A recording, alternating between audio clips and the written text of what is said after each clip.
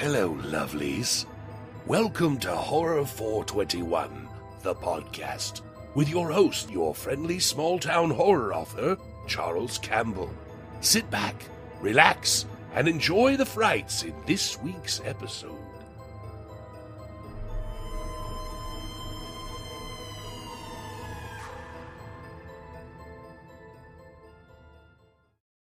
Hello, everyone. Welcome to another episode of Horror 421, the podcast. I am your host, small town horror author Charles Campbell, and today I have two very special guests. One is a friend of the show who's been on many times, and the other guy is a brand new guest we're having today. He is part of the group that started Welcome to Primetime, Freddy's Nightmare podcast. It launched in October of 2022, and I'm pleased as punch to have David Denoyer and my good pal Henrique Couto on the show. I'm making people say your name like that, Dave. Yeah. Hey, I pronounced it like Henrique, man. I know it's Denoyer, but hey, I wanted to follow my man's footsteps. So, David, before we jump into the book, yes, I kind of want to let my audience hear from you. Give us a little background on yourself, and how you met up with Henrique, and kind of give us an overview. Be happy to. Today. Absolutely. So I originate from Troy, Ohio, which is about 20 minutes north of Dayton. And I was always into movies growing up. So when I was in high school, I took a class called broadcast journalism. It got me into the feel of basically doing music videos, short films and whatnot. And we also used to produce the morning announcements. That was basically like a news program at that point. So that kind of got my foot in the door. And while that was happening, I was also going to Inglewood, where our good late friend Andrew Kopp was doing a thing called Independent Shadow Cinema.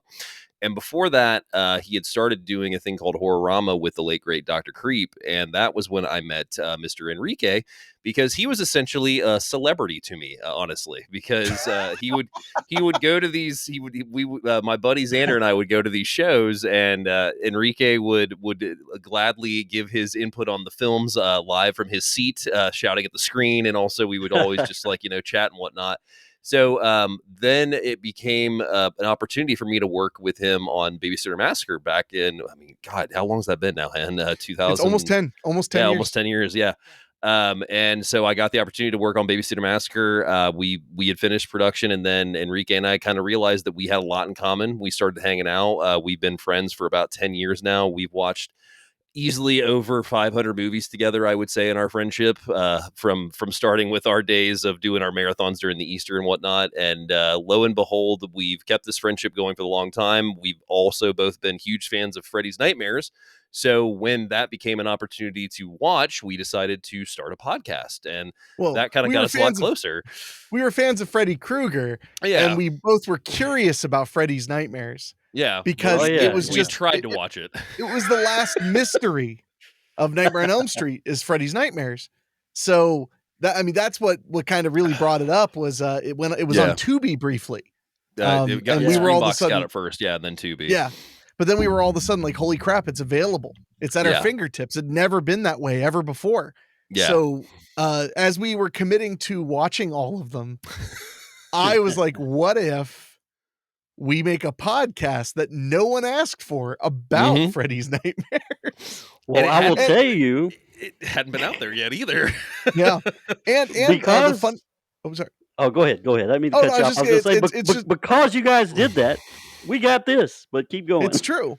No, I just remember Dave being like, cool. And then he showed up for the first recording.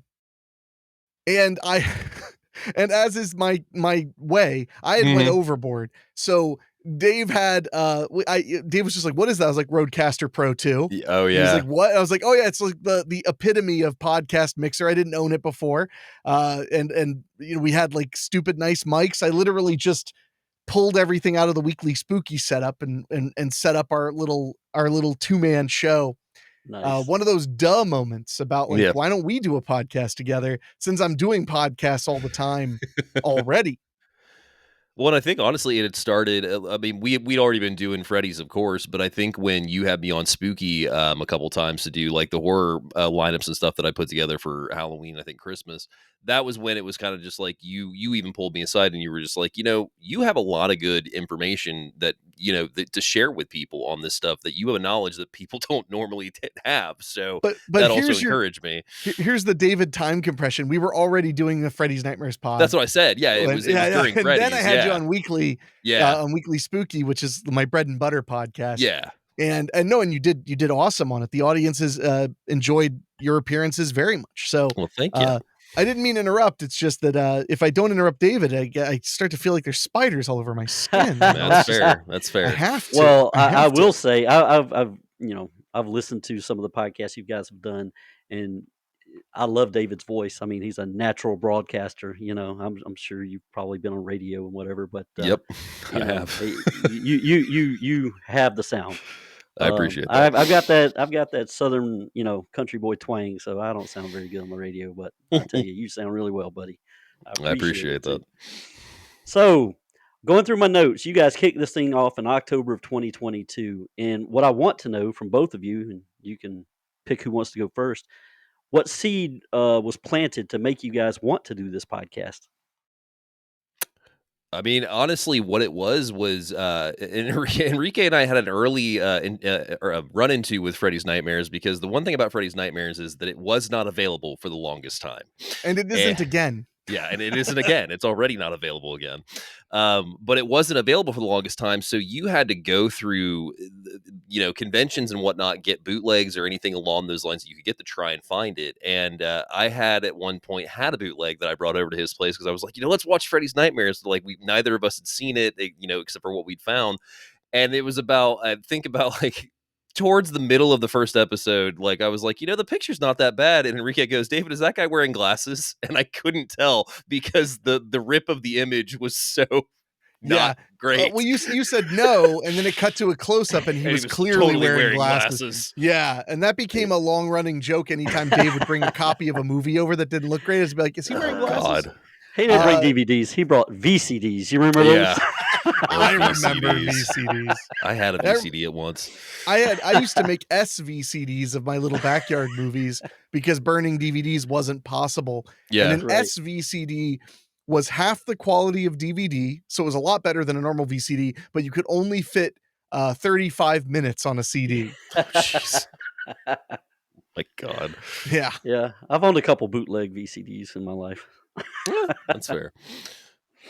But yeah, once we got that bootleg, and it was just we eventually abandoned that bootleg. I think we only did maybe one more episode. I think we watched 2, maybe 3, and then we just really never touched it again. So then when that series became available at a pretty decent quality, a quality that was better than anything that had been out that time, it was just this felt like something special. So then when he recommended us doing suggested us to do the podcast, I was just like, that could be a lot of fun, not knowing what Pandora's box we were about to open. Well, the real Pandora's box that was opened was that Dave immediately was massively dedicated to the endeavor, which I thought would be relatively benign. That's fair. So I show up for the first day, and I told Dave, I was like, hey man, it's just like our current podcast, Do You Even Movie? Yeah. I am a part-timer on those podcasts because I'm a full-time filmmaker. I'm now damn near a full-time podcaster with Weekly Spooky. So with that in mind, Dave shows up and he just has pages and pages of notes. And I remember when we were done recording that episode, I had pages of jokes. That was the difference. Dave would watch every episode 2 or 3 times and write down a full breakdown of the show and with trivia and all that. And I would watch it once and just jot down in my phone every time I thought of a funny moment or a funny joke. And when we did the first episode, because we eventually migrated to doing video podcasts for the Patreon backers, literally we did them in my office before I had a full studio. I had just my office sound booth. So Dave would cram in with me. My dog Henwolf would cram in with us. And we would all be just crammed up against each other in there. Dave would have his SM7B mic just right up to his face, and I'd be sitting there with the other mic right up to my face, and I just would hold my iPad like a baby waiting for the jokes that I had written to come up. And I just remember when we finished that first episode, I turned to Dave and I was like, Dave, if that's how you're going to do this show, I am so in to do all 44 episodes. No, absolutely. And I think what made it even more special for us both was that Freddy's has such a simple, I guess you could say like a simple build to it, because you have 2 A and B stories. And with those stories, you don't really have a lot of cast. So not only could I go into, deep summaries of these, because I like Henrique said, I would watch these episodes 2 to 3 times, because there'd be the first time I would watch it, I would just take it in and, enjoy it for what it was. Second and third time I was making my notes, catching things I didn't catch and whatnot. And what became really fun about that was who would show up on this show, who was behind the scenes, who was in front of the camera. And that made it even more exciting. Like when Henrique and I stopped doing the show because we'd run out of episodes and then the podcast ended. It felt weird. It was weird. Yeah. Because Tuesday was our day for Freddy's. Like I remember when I would do my notes, usually I would do them like, I want to say like a Saturday, like I would do like the actual full on notes like Saturday. That way I had some time and whatnot. And I remember I would celebrate by completing my notes by watching the next episode. And I remember the first time it hit me that it was done was I completed episode 44. And I was like, all right, it's time for the... Oh, yeah, that's it. I would every Monday night, the day before, I would sit down at about 11 o'clock at night and I would watch Freddy's Nightmares and I would do my jokes.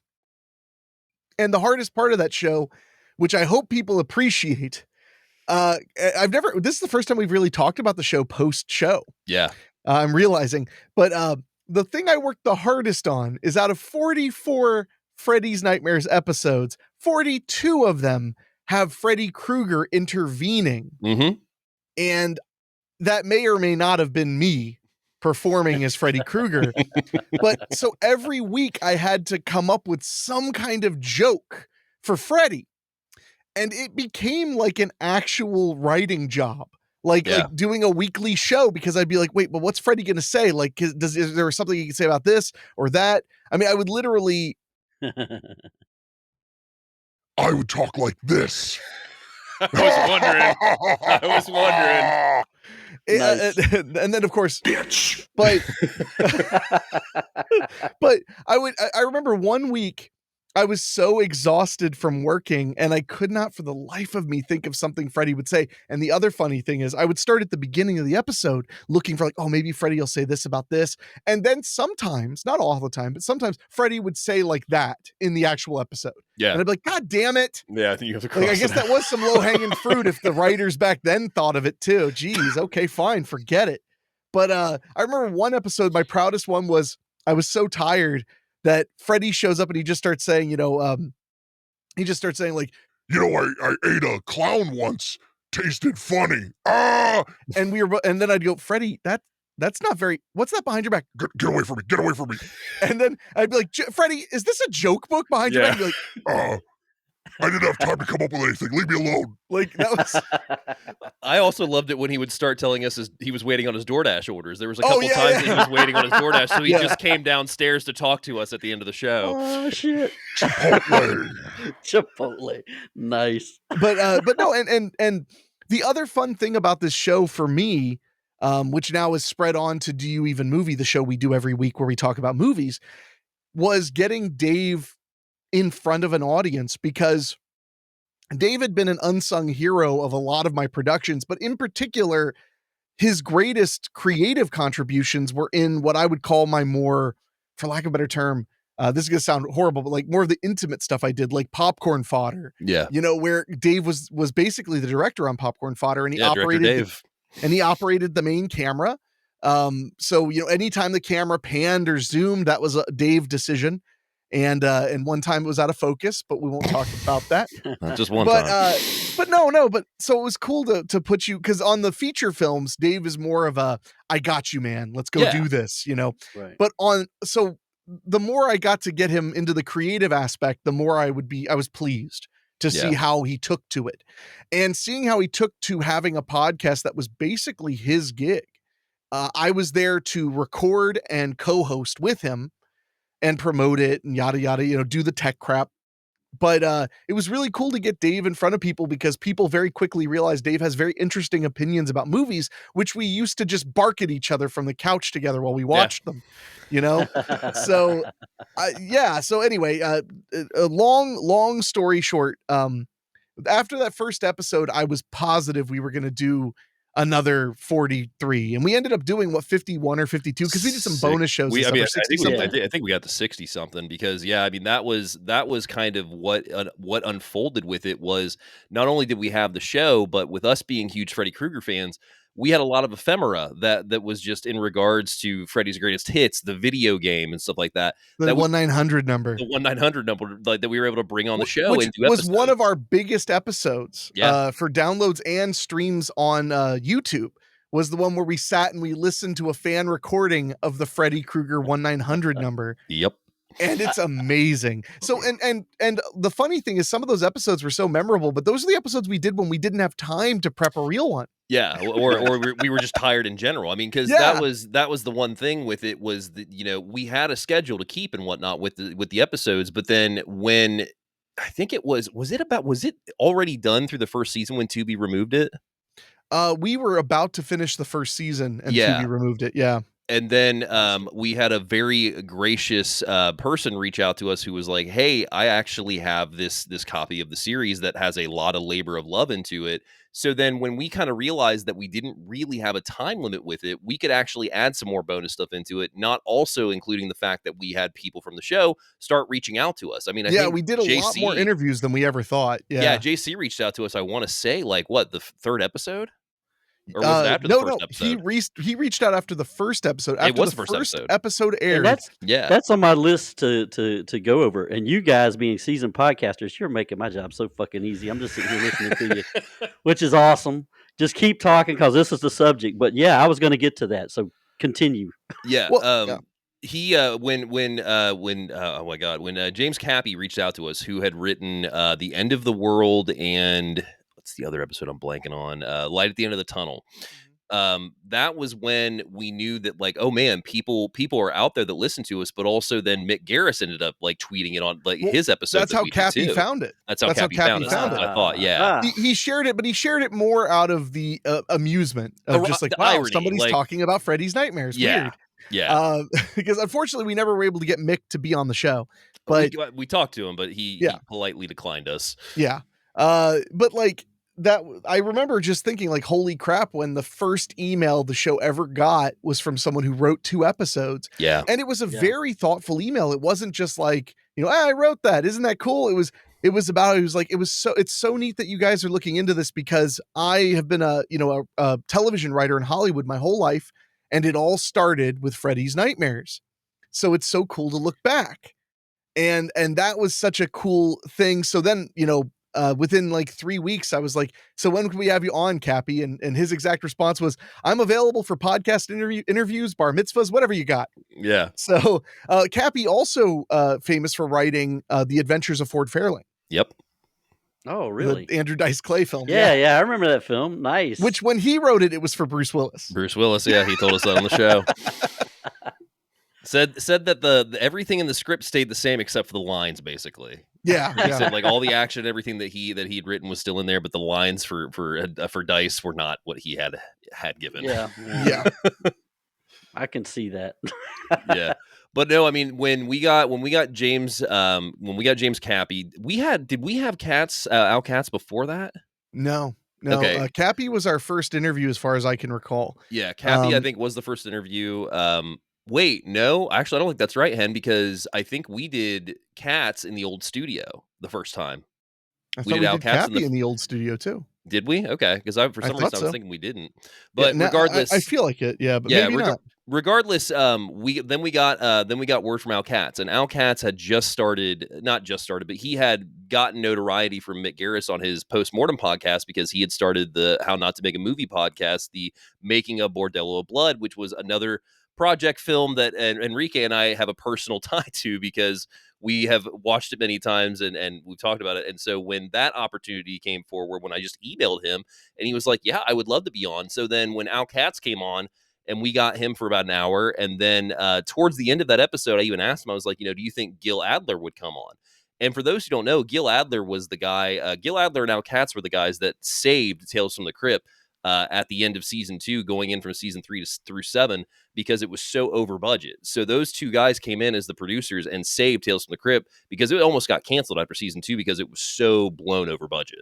Yeah, so when that would have been you were right. a Al Katz shame. was before Cappy. Yeah. You were I right. thought he was, yeah. Yeah, I just checked. That would have been a shame. I was a big Tales from the Crypt fan. They were really, I mean, they were going to shut it down after season 3. But Al Katz and Gil Adler as a team, using a lot of what they'd learned from Freddy's Nightmares, were able to step in and be disciplined and not waste money and hire good people and get good material on a 5-day schedule.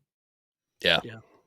And it was, I mean, and when we got both of those guys on the show, which that took a little bit, because we had Katz on, I think probably within the first 10 episodes or so, I think somewhere in that neighborhood. He was on in December. Yeah. And then we got Gil and Al in season, when we were discussing season 2 episodes. And, it was crazy, because there was not a lot of information out about Freddy's Nightmares. I mean, even the Never Sleep Again documentary, you have a 5-minute clip that basically has most of the creators of the show being like, it's so unwatchable. I can't even watch it now. Going back to it is just bad memories. There was no information out for it. So when we got the opportunity to bring these people onto the show, that just made the show last even longer in the best sense possible, because then we had all this behind the scenes information coming from them. One of which, Cappy brought us Jeff Freilich, because we had finished up with James. And at the end of the episode, he's like, hey, Dave, I'm talking to Jeff Freilich right now. And Freilich's names was all over the series, because he was the show running producer for the first season. And there was no interviews with him. There was no behind the scenes with him. But not just no interviews with him. I mean, no interviews with him. Yeah. He went on to be a major producer in television. He was basically at one point one of the highest people at AMC. And after all, but he'd just never done an interview. Yeah. So we sat him down, and he even said, I hope I do all right. I've never done an interview. We asked him one question, and he talked for 3 hours. It was amazing. Yeah. And I remember the entire time that he was telling us stuff about his career, about Freddy's Nightmares, about all this stuff, I just remembered sitting there going holy crap, none of this is anywhere. Yeah. This is a first time interview. He was giving us info about how Freddy's Nightmares came to be, all kinds of behind the scenes stuff. He also gave us great stories about coming up in Roger Corman's film studio, working on Falcon Crest, which roads lead back to Falcon Crest. There would be no Freddy's Nightmares if it weren't for the fine people who made the later seasons of Falcon Crest. Yeah. So it was fascinating, but I remember when that show was over, turning to David and going, this is my greatest contribution to fandom. Yeah. I had never made what I would consider a major contribution to fandom before. And now all of a sudden it's holy crap, I would kill to have heard that interview. If I had heard some podcast say, hey, some rando podcast say, hey, we got the showrunner of Freddy's Nightmares, I'd be like, what? I got to hear that. So that was when it really started to dawn on me that we did something really awesome with our time, something fun and something for the people who love what we love, for lack of a better term. Yeah, absolutely. And one of the best things that I think came out of it was that a lot of people realized Freddy's Nightmares was a thing, because we had a lot of people being like, I had no idea that Freddy even had a TV show. And that was, I think, also kind of a misconception with it, was that Freddy's only in 8 episodes out of 44 of them, as far as the central storyline goes. He's in all the episodes, but as being a central storyline and character to them, 8 out of the 44 episodes. So then you got a lot of really cool short horror stories mixed in these, with a bunch of people that went on to do major things, like Mike DeLuca and all those guys at New Line and whatnot, all had these starts at Freddy's Nightmares. Just was, a 2-season horror TV show that ran most late nights and kind of fell into obscurity. Yeah, well, it was never made to be remembered. It was made to be syndicated and bring in cashola. Yeah, Mike DeLuca is one of the funnier elements, because he became and is one of the biggest players in Hollywood as a producer, and he was literally a leather jacket wearing, slightly higher than an intern person on Freddy's Nightmares. He was Bob Shea's boy, and Shea was like, I want to put him on Freddy's Nightmares so he can learn how to produce. So, and now, he learned how to produce because he's one of the, the biggest name producers in the world. Yeah. I still remember when we went to see 50 Shades and you were just like, hey, DeLuca. Mike DeLuca. Well, at that point, I was just surprised because of like the guy who took over Freddy Krueger and Jason later on. Well, it's a shame it didn't reach an episode count where it could go into syndication, because I'm sure it would be a it didn't revival. really. I mean, it reran throughout the years. I mean, El Rey had it for a little bit. Schiller got it for a little bit. Well, but not only that, I mean, it reran on broadcast yeah. television too. Yeah. The thing with syndication is the magic number is 100 episodes, but that's to go into like full force, like big revenue syndication. But shows that have less episodes than that will still get syndicated. It's just they're less exciting to prospects. But it reran and showed, but that was the problem. Like the first time I ever heard of Freddy's Nightmares was on the VHS tape for, I think it was Nightmare 3. Yeah. And it had this commercial with that crazy witch who's never in the show. But this crazy witch character, and it said Freddy's Nightmares, you know, all this stuff. And then it says, check your local listings. Now I'm sitting here, I am like 9 years old. The show, I don't know this because there's no internet for me really yet, but I'm sitting there like, wait, there's a Freddy Krueger TV show, not knowing that it was canceled like 3 or 4 years ago. So I checked my local listings and they just shrugged back at me. I was like, what are you talking about? No such thing. But that's the trickiest part about shows that were first run syndication is they always had to say, check your local listings for times. Because they didn't know where it was going to be, when it was going to be. They had no clue. They just knew it would get somewhere. Somewhere, yeah. And I think, honestly, you can agree with me, too, because we've said this before, that the biggest surprise of doing this podcast was there really wasn't a quote-unquote bad episode of Freddy's Nightmares, in our opinion. There were a couple that were a little bit of a slog, but like... yeah. But so many of them were so outrageous. Yeah. I just couldn't imagine not being entertained, but especially... Talk about perfect to air at like 11 p.m. or midnight, something so wackadoo. Yeah. As that. I mean, that was the thing. If I had been a teenager when that was airing, I would have never missed it because I would have been like, oh, hell no. What the hell's going to be on the next one? Jesus. Yeah. I mean, it went through so many different types of horrors from like you had cannibals one episode, you had serial killers in some episodes. Like it was every episode was just a surprise because either you didn't know where it was going to go or you didn't know what the B story was going to be if it was going to tie into it in a fact at all. That's excellent though, because you know Henrique's Weekly Spooky kind of follows that suit. You never know what you're going to get every week. And that's my favorite part about it. I mean, I've always described it as like Tales from the Crypt, but audiobook. Yeah. And so when we started to wrap the show up, I had heard from a guy named Jeff Turner. Jeff Turner is the owner and operator of Death Cult Press and a good buddy of mine. I don't know. I mean, he's also my cousin, but we really were just buddies. And Jeff Turner had not only published some books, but he's done a lot of special effects work for my films. And we've just always worked together on each other's projects. Well, he did a book called Night of the Living Tapes, which ended up becoming the official guide to the VHS and DVD releases of Night of the Living Dead. Yeah. The official home video history of Night of the Living Dead. And it did gangbusters. So then he did a book called A Theater Near You, which was the marketing of Night of the Living Dead. And after those two were out, he was like, I'm trying to come up with a book to do. And I want to say I floated to him, like, you should listen to the podcast and see if you could turn what all we dug up on the podcast into a book. Yeah. And he was like, hey, that doesn't sound like a bad idea. So the next day he wrote me and he was like, all right, so I listened to a couple of your podcasts, the interviews, they're freaking great. I'm totally going to make a book out of this. We'll do it together. So then I gave him a few things. I gave him some artwork that I had made for the show. Like the Freddy Krueger claw on the cover of the book. That's my hand in a glove with us. Yeah, that's all me, baby. 100% me. So I sent him that stuff. And then like 4 or 5 months later, I just out of the blue, he just goes, here you go. And it's a PDF of the finished book. The whole book. Yeah. You sent that to me and I was just like, holy shit. Like we have a book. The book is done. So then we did a pre-order run and it was very successful. It was about double what Death Cult Press was hoping for. Yeah. And I'm still kind of shocked that, and now that it's funny though, now that it's a book, I do, not trying to sound bitter, but more people have paid to read the book then listen to the podcast for free. So hey, that's the breaks, kid. That's how it happens.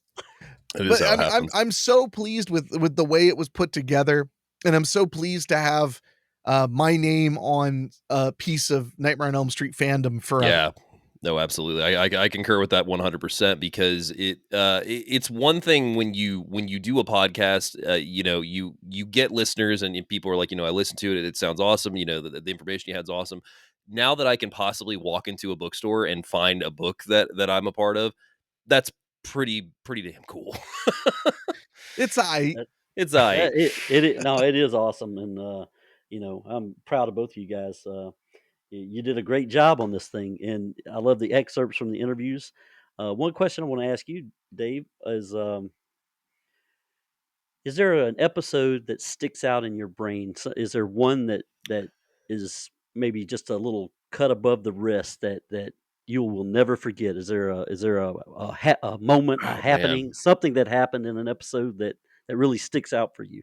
That's a really good question because yes, there is one, and I think you may agree with me, Henrique, or not. But no, I would never agree with you. There is one that is called it's the one about the car. I think it's episode 9 of season 1. Let me get the title of it. But there's one that just kind of completely takes you by storm, where the first story is like about this guy's obsession with his car. And like he's wanting to leave Springwood because that's the common thing with Freddy's Nightmares is people either are moving into Springwood or trying to leave Springwood, and it never works out well.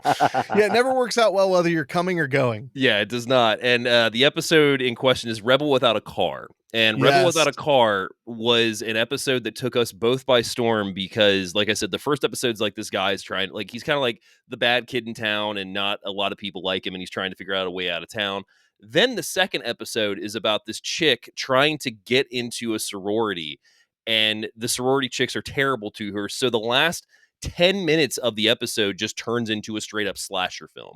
Yeah. And it was so much fun and so insane. Nice. That's a great one, but for me, what you got? And it's not just because Cappy wrote it, but the end of the world. Freddy Krueger in that episode. Yeah. Freddy Krueger is literally trying to cause the end of the world by launching a nuclear missile. Fuck yeah.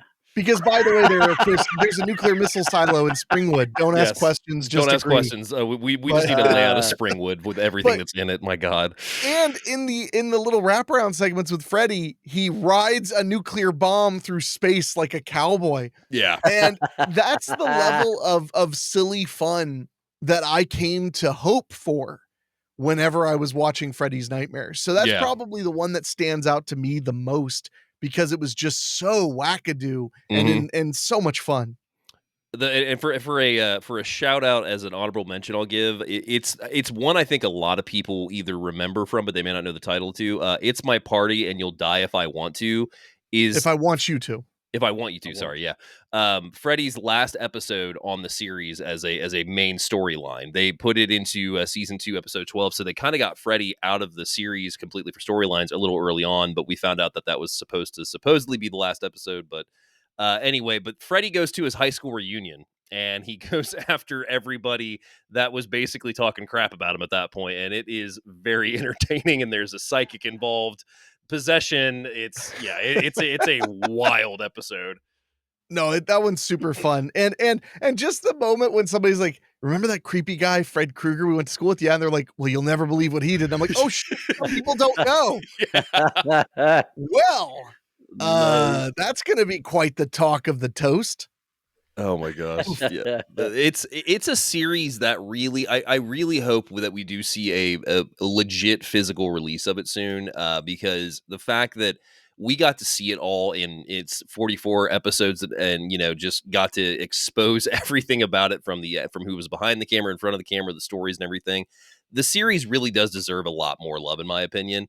I think it got maligned really early on for the fact that it was just, Freddy's Twilight Zone, essentially. So people just, took it as a trash slasher TV series at that point, which I'm not saying in some aspect it's not.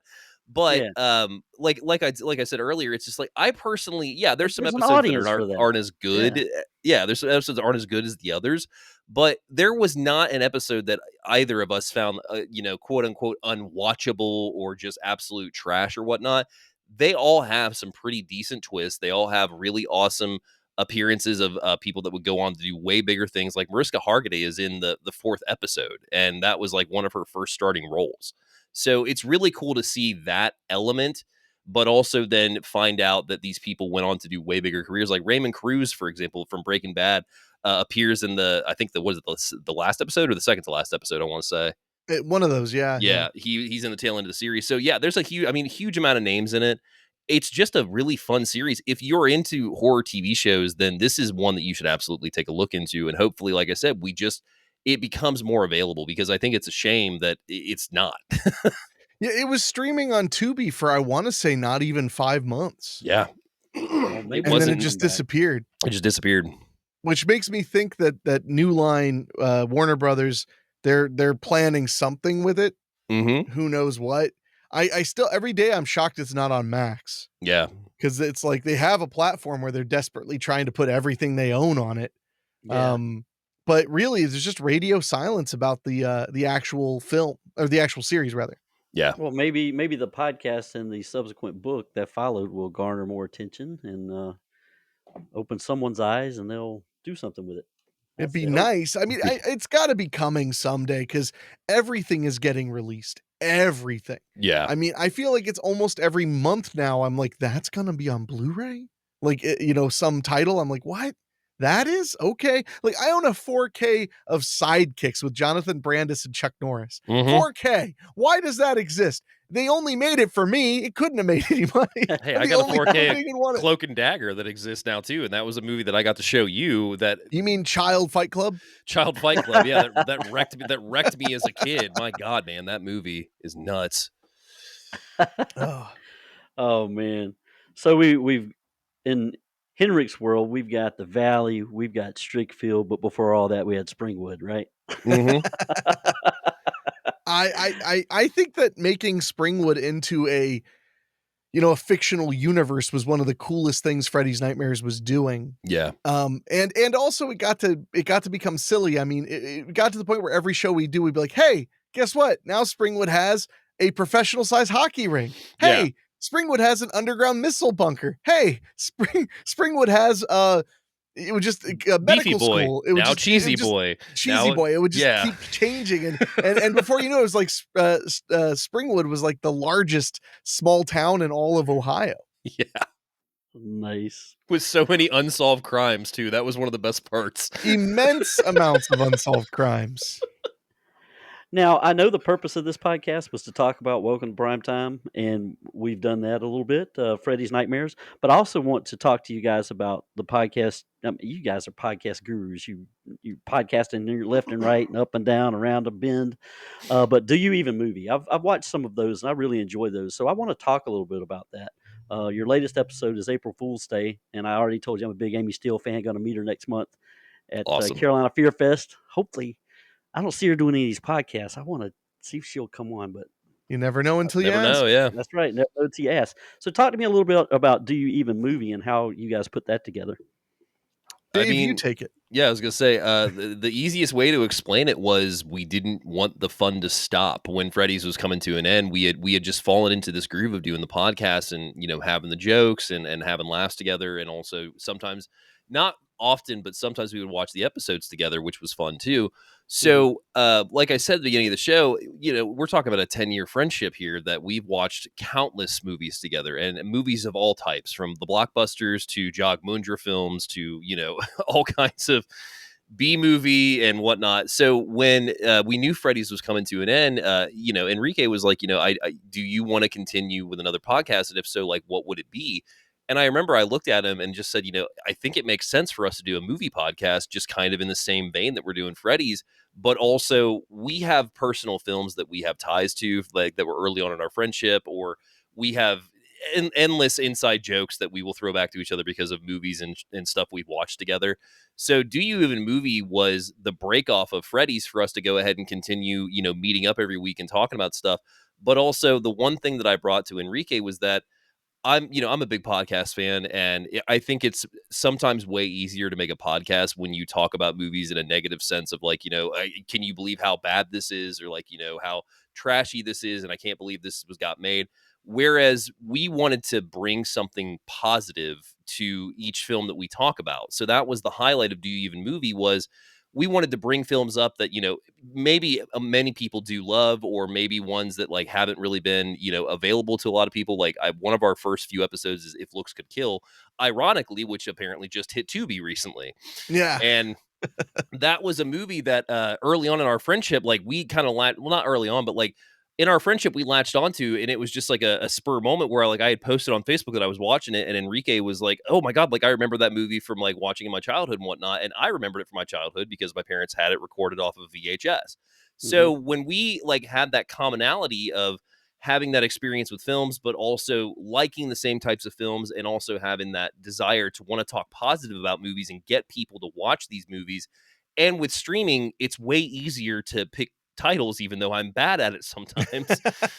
Dave likes to pick films for us to talk about that literally you can't find anywhere. Yeah, like we spoilers. Our episode coming up this week is Bushwhacked, and Bushwhacked used to be on Max and a couple other services, and it's no longer available now. So you have to literally get a DVD of it to watch Bushwhacked right now. But no, I mean, that was kind of the idea, was that there was so much available now with streaming. So it was just like, let's pick movies that, we can get people to watch that definitely deserve more of an audience. So that was where Do You Even Movie came from, was we didn't want the fun of Freddy's to end, but we also have been huge movie fans our entire lives, to where we see a lot of underappreciated films, just like Freddy is an underappreciated series, even though that's not how it started. Well, and we were talking about it before, like when the show was just barely halfway through. Yeah. We were like, because we knew there had to be an end point for Freddy's, for the Freddy's Nightmares podcast, because eventually you'll run out of episodes, you'll run out of extra content to talk about. Although Dave never did beat the NES game, so yeah. Well, so sad. I have not, but I still I currently have it on my laptop right now, so I have been still playing it every now and then. That's even sadder.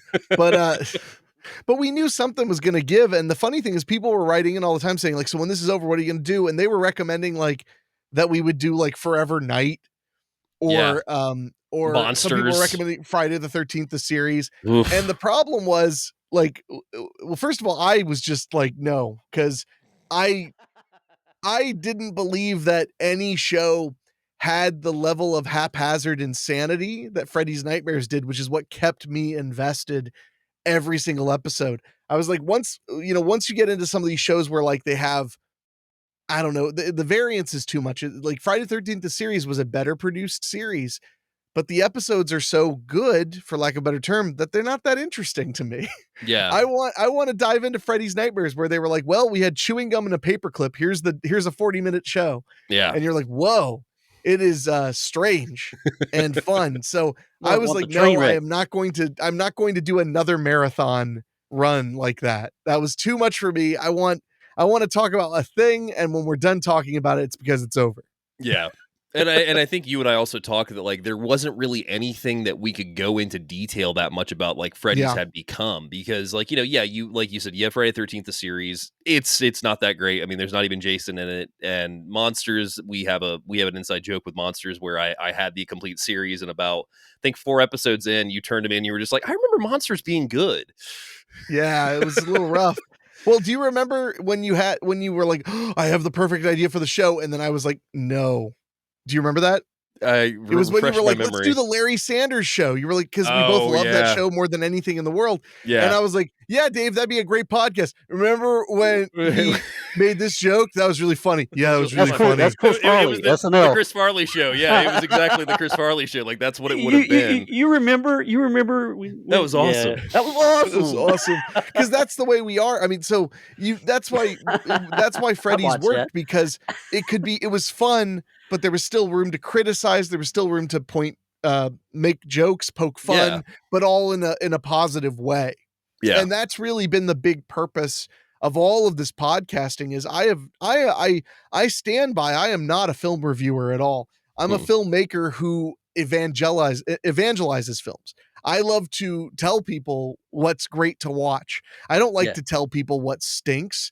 I don't think I really know what stinks. I might vaguely know what I don't like. That's as good as I get.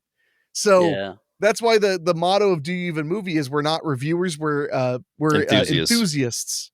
Gotcha. Yeah, well, I really appreciate you for that, Henrik. And you kind of, I've known Henrik just a couple of years now. It seems like I've known him a long time.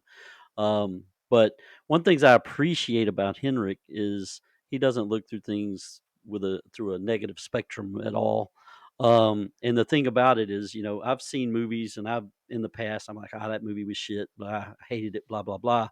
But since I've met him, and I look at movies in a different sense. I look at them at the work the people are putting into it, what the actors are dedicating themselves to do, and the guy behind the camera, all the shit that he has to go through and the pressures he or she are facing when they're making that movie. So I'm not so quick to say a movie's shit anymore. It's like, they've worked their ass off to put this out, so I'm not gonna crap on it. Well, and just loving the medium. I love sitting down and watching a movie. I mean, you could challenge us. You could force Dave and I to watch A Night of Horror, which is inarguably one of the worst films ever made. Buddy. At least we do have a new HD transfer of it, though. I have it. You didn't buy it. I bought it. You bought it, yeah. Don't worry, I'm saving it for your birthday. Oh, I can't wait. But no, I mean, to piggyback off of that thing with looking at movies in a different light, that's one of my biggest problems, I think, anymore is a great example was when It Chapter 1 was in production, and even It Chapter 2 were in production. I decided that it was a great idea to join a group that was a big fan of the production and whatnot, but also because of that, a lot of leaks and stuff were coming in there, like images from sets, videos, and whatnot. And I can't remember specifically what it was, but there was one thing that dropped, and I was just like, that is so cool. And then I thought it would have been way cooler if this would have surprised me in theaters when I was watching it for the first time, rather than now it's spoiled for me. And that's kind of a thing with film, especially lately, that I've been dealing with, is that I feel like a lot of people have just kind of become jaded moviegoers to where they can't enjoy things because it's so much popular or so easy to just kind of bond over, I don't want to say hatred, but like displeasure of certain things with films, whether it's, the next remake that's coming out or whatnot. It just seems like there's a lot of negativity anymore with any new movie news. So Do You Even Movie was just a way for us to go on and give people our insight into the ways that we look at films, that we enjoy films, but also relate back to them with, some of our topics that we'll go into or some of our stories we'll share. There's a lot more to a movie than what you actually see on the screen, like you said. It's just like, you have to think about what's going on behind the scenes, what troubles it went through in production, whether it was the MPAA back in the day, stuff like that. So it's really interesting to have those stories. I think the time in your life that you saw it is really important too. Absolutely. That can make all the difference in the world. You see a movie that's not necessarily the best, but you saw it when you were 9 years old and it made your weekend, and that movie is gold for you forever. Mm-hmm. And that's Flash Gordon, baby. Yeah. Go Flash, go. Yeah. And that means that for the rest of your life, you have a special relationship with that film that nobody else can have the exact same. Now they may have a similar story, but it'll never be the same. And that's how I feel about a lot of films. I mean, gosh, I probably never even told you this, Dave. I mean, one of the reasons I love Jaws: The Revenge is because it was on cable when I was a kid. Yeah. And I have so many memories of catching a piece of that movie on HBO at like 8:30 while I was eating my oatmeal cookie before bed. And I was just I was like eating it really slow so I could watch as much of it as I could. My mom would be like, "Are you done with that? It's time for bed." I'd be like, "But shark, the shark," So we all have those little 2-hour cookie, Mom.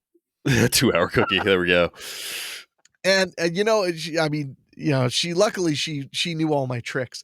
No, but that's what I care about the most is like what makes you love the movie. Because when we talked, our first episode was about planes, trains, and automobiles, and I could talk about planes, trains, and automobiles forever. We should have just done a podcast about planes, trains every week. That's what we should have done. Break down the first 30 seconds each week until we get to the yes. But one of the funniest there are films like I've that. Seen. But there's films like that, and there's films like we talked about even newer films like Mercy Christmas. I was shocked how much I had to say about that movie. Yeah. I knew I loved it, but I couldn't believe how long I was able to talk about how great it was.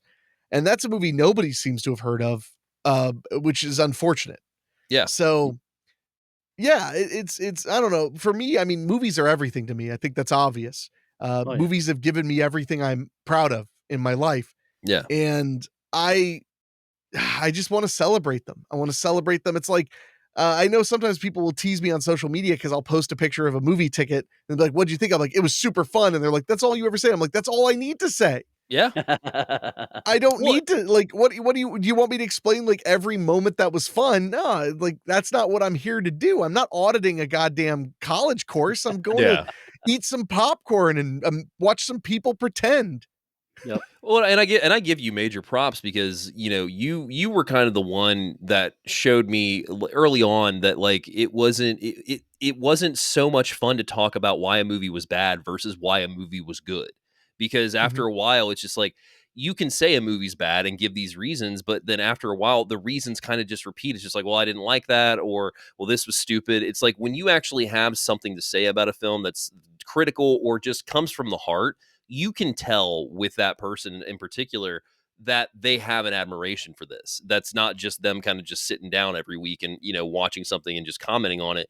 When we bring our personal stories to Do You Even Movie, sometimes you get stories out of me that I was not prepared to share. Yeah, I still can't believe you shared some of the shit you shared on that show.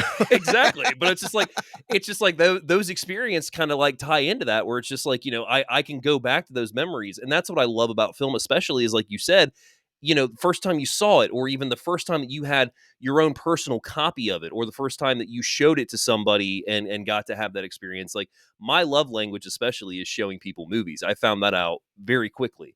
And that's something that I think a lot of people unfortunately just don't have now, because I think it's just one of those things where a lot of people don't watch movies like you and I do. Mm. Well, and for the record, my love language is Esperanto. Esperanto. Yes. Good to know. Just want to make sure I made that very, very clear. Good to know. Oh my gosh. Well, guys, this has been fantastic. And what you have done for me today is you made my job so easy. I had a page full of notes here, but you kept talking and talking and talking, and you hit everything that I wanted to bring up. Professional podcasters, man. Love you. Take that, 4th, 5th, and 6th grade teachers who said me never shutting up would hurt my life. For the record, though, you did also turn every writing assignment into Terminator 2, as you've told me. Oh my God, my teacher got so mad the 3rd time.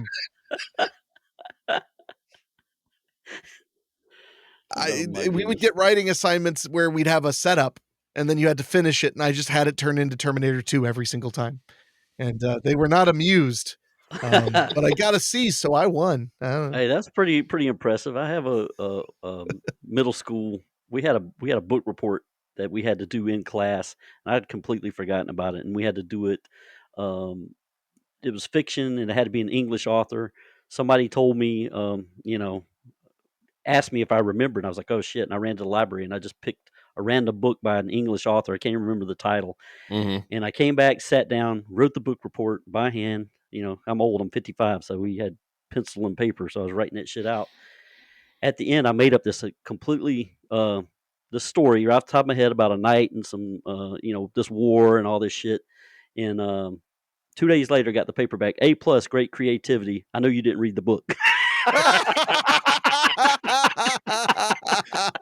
Those are the moments that matter, though. Like, man, that's good. But yeah, but you guys have done so much talking. I'm gonna let you talk some more. What I want you to do is promote anything you want to promote. I'm gonna put all the links in the podcast, you know, in the stuff below, so you guys can click on it and go straight to it. Definitely talk about Freddy's Nightmares. But Henry has so much shit going on. He has so many podcasts, so much stuff. So I'm going to be quiet, let Henrique talk, promote away, man. And then David, if you have anything you want to promote behind it, you too. Absolutely. And then I'll close us out. Well, believe it or not, we own freddysnightmares.com. So go to freddysnightmares.com. You can find not only the podcast in its entirety, but also a link to get the book. You could also just search Welcome to Primetime on Amazon if you want to get it, especially if you're not in the United States. That's the easiest way to get the book quickly and affordably, is go to Amazon. I also want to mention, I don't know exactly when this is going to air, but on April 28th, this is the first place I've said it publicly, but April 28th, we filmed the first day of Babysitter Massacre 2. Awesome. Yes, we do. Yeah, I was literally, before this interview, I was in the garage with Rachel, the producer on the film, and we were digging up all of the props. Oh, wow. For the film. We had this, let me tell you something. When you make a feature film, the prop list gets long real quick. Yep. So we were just digging through it. It was like, do you see anything that could work as a gag? And then we'd be like, dig. What about this? All right, put it in the box. Put it in the box. Hey, we need a handgun. What kind? This one or this one? Stuff like that. So, but we start shooting in April, and we should be done by the end of May. So, very exciting time. Very excited about that. So, Dave, what do you want to talk about? I would just love to let people know that, like Henrique said, we do have the Freddy's Nightmares podcast. You can also find us on Do You Even Movie. Every Tuesday, we have a new episode, and we are talking about, I want to say, it'll be Bushwhacked this Tuesday. So we've got that. That's a very fun episode coming up. So you can find that wherever you get your podcast at. Or go to doyouevenmovie.com. That also is true, yes. You can also find me appearing on our good buddy Mike the Birdman Dodd's podcast, This Week in Geek. I'm a regular appearer on there for the Loose Cannon Show, and that has been a lot of fun as well. So if you go to wherever you get your podcast and go to This Week in Geek, you can find me on there as well. You can find me on Instagram at David's Watching Movies Again, and that's where you can find usually the adventures of Henrique and I watching whatever the hell we decide to in our spare time. And that's basically all I got. Yeah, and also, of course, Weekly Spooky, which we just aired a story by you, Charles, which I didn't realize was an older story of yours. It was very good. Yeah, well, thank you. It's called The Last Flight Out. Go check it out, weeklyspooky.com. I love airplane stories, so that one was really good. I'm in for that. Yep. Well, thank you, Henry. And this is going to air on April 26th, by the way. So. Oh, perfect. So yeah, just before we start rolling. It will be perfect. And I am Charles Campbell, your small town horror author. I have a new book coming out late summer called Signature: A Cut Above, about a psycho beautician. My good friend Elena Marie is going to provide the cover images, and she will knock it out of the park. She's amazing. Henrik can attest to that. Yeah, she's incredible. My latest book is called The Piano Witch. You can find it at valleyboypublications.com. You can also find links to my Facebook and Instagram pages there. And if you want to get in touch with me, just hit me up on Instagram or Facebook. And if you're a horror nut and want to be on the horror podcast, I will definitely find room for you. I love talking horror, and also host a musicians only podcast called Backstage 421. So I love talking to musicians too. So you can check that out. You can find those wherever you get your podcasts. And that's going to do it for this week's episode of Horror 421, the podcast. Again, David and Henrik, so glad you guys joined. I'm so happy for you and proud of you for the success of your book. Welcome to Primetime. Check it out. Go buy a copy. I gotta have my own signed copy here, so hopefully you guys are still signing these. I don't know. Oh, we signed. What was it? There's some signed ones still available at deathcultpress.com. Yep, there we it signed is. What 248 of them at that one time? Is that what it was? Yeah, 248 in one sitting. Yeah, that was fun. All right. Well, thank you guys for being on the show, and we'll catch you next time on Horror 421, the podcast. Thank you. Thank you.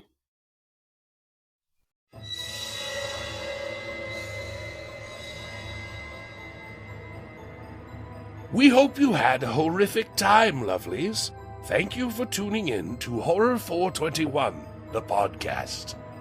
Be sure to like us on YouTube and subscribe wherever you get your podcasts.